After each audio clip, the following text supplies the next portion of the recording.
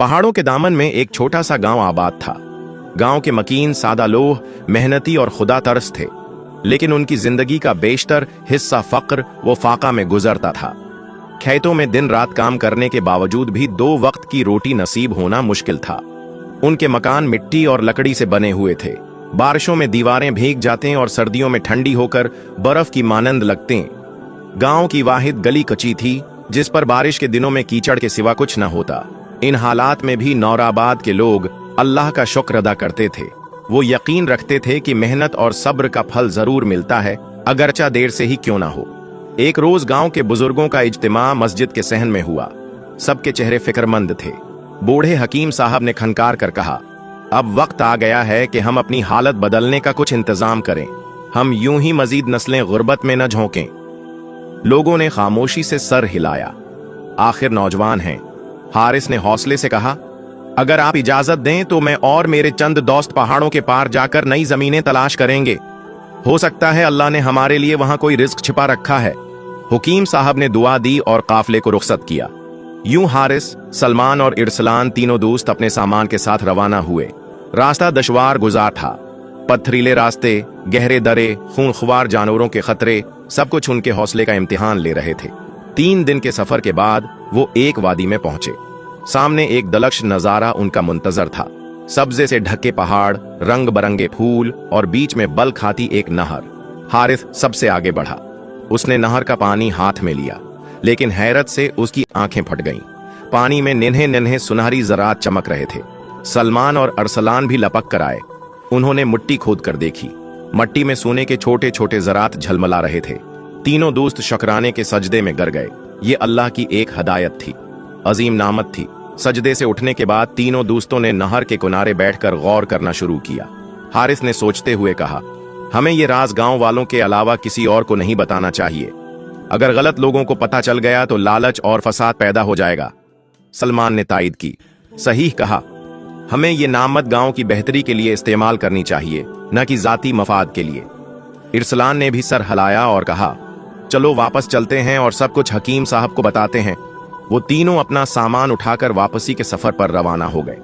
रास्ता उतराई का था, लेकिन वो ज्यादा मेहतात होकर चल रहे थे, क्योंकि अब उनके दिलों में एक बड़ी अमानत का एहसास था। जब वो गांव पहुंचे तो रात का वक्त हो चुका था। चांदनी रात में गांव की झूंपड़ियां किसी ख्वाब की मानंद लग रही थीं।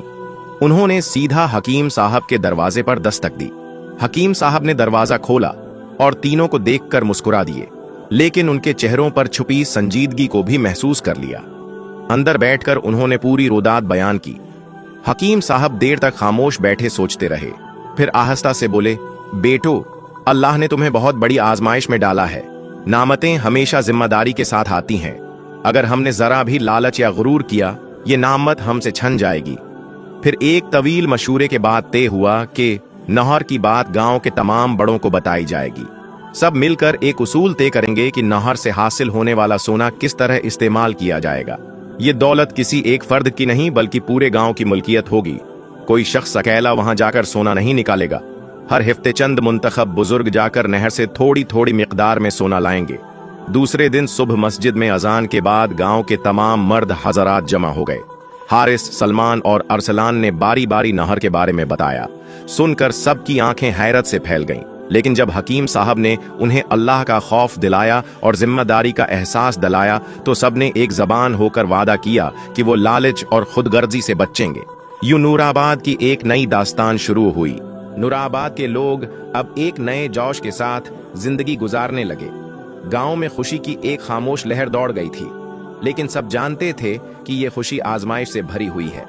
चंद दिनों के बाद हकीम साहब ने बुजुर्गों की एक खास मजलिस बुलाई। वहां यह तय किया गया कि गांव के नौजवानों में से चंद चुने हुए अफराद को नहर तक जाने की इजाजत होगी। ये अफराद सोना नहर से निकालेंगे और मस्जिद में जमा कराएंगे। उसके बाद एक कमेटी गांव की जरूरियात का जायजा लेकर सोना तकसीम करेगी। कभी किसी की जाती मिल्कियत न बनने देगी। शुरू के चंद हफ्ते बड़ी एहतियात से गुजरे। सोना निकाला गया, मस्जिद के सहन में इकट्ठा किया गया और फिर गांव की पुरानी खिस्ता हाल मस्जिद की मरम्मत के लिए कुछ इस्तेमाल हुआ। कुछ सोना उन बच्चों के स्कूल बनाने पर खर्च किया गया जिन्हें पहले कभी तालीम नसीब न हुई थी। गांव की कुछ गलियों पर पत्थर बिछाए गए ताकि बारिश हो सके, के दिनों में कीचड़ न बने। रफ्ता रफ्ता नूराबाद एक नया रूप धारने लगा। लोगों के चेहरे पर मुस्कुराहटें, घरों में रोशनी और दिलों में उम्मीद जागने लगी। मगर जहां खैर हो वहां शर भी छुपा होता है। गांव के बाहर एक और बस्ती के रईस जावेद खां को नूराबाद की तरक्की की खबर मिली। इसने अपने कारिंदों को भेजा कि मालूम करें आखिर नूराबाद वालों के पास अचानक दौलत कहां से आ गई। कारिंदे गांव में आकर मुख्तलिफ हीलों बहानों से लोगों से बातें करने लगे। बच्चों को मिठाइयां देकर, बड़ों को दावतें देकर और कभी राजदाराना अंदाज में दोस्ती जताकर। लेकिन नूराबाद के लोग चूंकि अब सबक सीख चुके थे, उन्होंने कुछ न बताया। एक रात जावेद खां खुद चंद आदमियों के साथ नूराबाद के करीब आया। वो पहाड़ियों के पास छिपकर बैठ गया और नहर के रास्ते ढूंढने लगा। आखिरकार एक रात उसके आदमियों ने नहर को तलाश कर लिया। जावेद खां की आंखें लालिच से चमकने लगी। इसने दिल में आहद किया कि अब ये नहर उसकी होगी और नूराबाद वालों को कभी पता भी न चलेगा। जावेद खां ने नहर पर कब्जा करने का मंसूबा तैयार कर लिया। उसने अपने आदमियों को हदायत दी कि एक रात चुपके से जाकर नहर के अर्द-गर्द खंदकें खोदें, रास्ते बंद करें और गांव वालों के लिए रास्ता नामुमकिन बना दें। फिर वो नहर से सोना निकालकर अपने कुल्हा नीमा हवेली में मुंतकिल करना चाहता था। इधर नूराबाद में हारिस, सलमान और इरसलान को कुछ गैर मामूली हरकतों का एहसास होने लगा था। कुछ अजनबी चेहरे गांव के करीब मंडलाते देखे गए। पहाड़ों पर रात को रोशनियों की झलकियां नजर आती थीं। हकीम साहब ने सब नौजवानों को मस्जिद में जमा किया और कहा, बेटो, लगता है हमारी आजमाइश बढ़ने वाली है। हमें चौकना रहना होगा। नहर अल्लाह की अमानत है और इसकी हिफाजत हमारी जिम्मेदारी। चुनांचा गांव के नौजवानों ने पहरा देने की ड्यूटियां लगाईं। हर रात कुछ लोग नहर के रास्ते पर छिपकर पहरा देते ताकि अगर कोई चोर या दुश्मन आए तो फौरन खबर हो। एक रात जब चांद आसमान पर पूरी आब व ताब से चमक रहा था, हारिस और उसके साथियों ने देखा कि चंद साए नहर की तरफ बढ़ रहे हैं। उन्होंने खामोशी से बाकी गांव वालों को इत्तला दी। फिर सबने हिकमत अमली के तहत दरख्तों, पत्थरों और झाड़ियों के पीछे छिपकर जावेद खां के आदमियों को घेर लिया।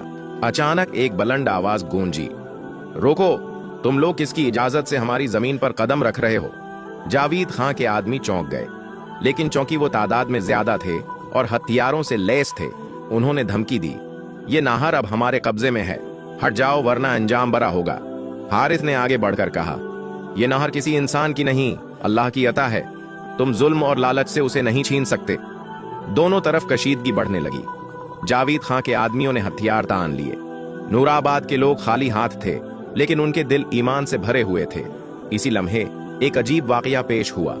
आसमान पर अचानक बादल छा गए, तेज हवाएं चलने लगें।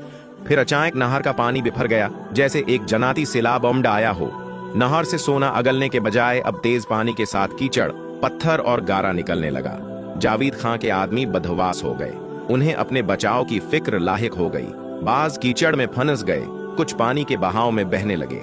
जावेद खां खुद एक दरख्त के साथ लपटकर जान बचाने लगा। नूराबाद के लोगों ने अल्लाह का शुक्र अदा किया। उन्होंने न किसी पर हाथ उठाया, न इंतकाम लिया। बस खामोशी से ये मंजर देखते रहे कि कैसे अल्लाह ने अपनी नामत की हिफाजत खुद कर ली।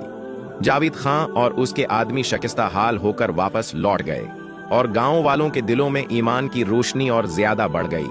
नूराबाद में सुकून की फजा लौट आई, लेकिन बुजुर्गों ने सबको नसीहत की कि खुशी में भी अल्लाह को याद रखना है और हमेशा आजिजी के साथ जीना है। चंद महीने गुजर गए। नहर फिर से पहले जैसी हो गई।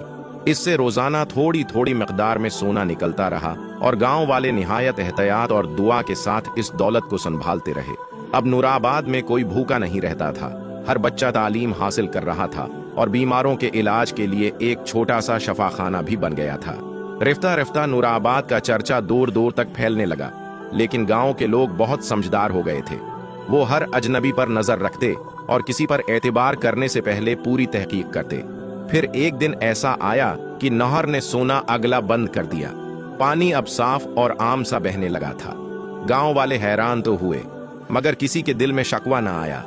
हकीम साहब ने मस्जिद में जमा होकर सबसे कहा, अब अगर अल्लाह ने चाहा तो और अता करेगा, न चाहा तो सब्र करना हमारा फर्ज है।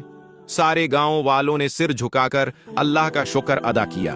उन्होंने जो दौलत हासिल की थी उसका सही इस्तेमाल किया था। उन्होंने अपनी जिंदगियों को इल्म, मोहब्बत और हमदर्दी से संवार लिया था। अब उन्हें मजीद किसी सोने की न जरूरत थी न लालच। नूराबाद, जो एक गरीब अजड़ा हुआ गांव था, अब इल्म, खदमत और ईमान का एक रोशन मीनार बन चुका था। दोस्तों, अगर यह खूबसूरत कहानी आप